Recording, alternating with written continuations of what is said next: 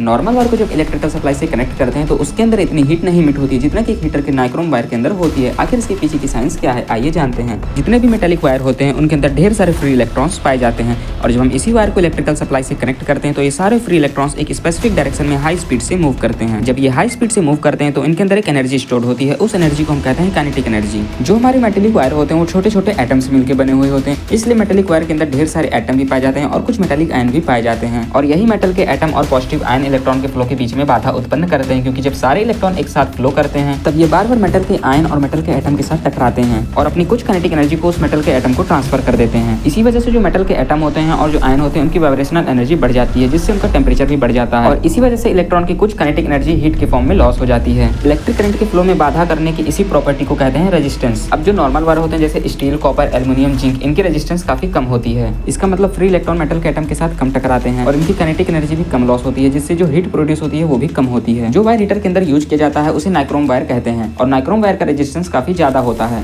जिससे इलेक्ट्रॉन बार बार और ज्यादा संख्या में टकराते हैं, जिससे जो एनर्जी का लॉस होता है वो भी ज्यादा होता है और जो हीट प्रोड्यूस होती है वो भी ज्यादा होती है। इसी को कहते हैं heating effect of electric current.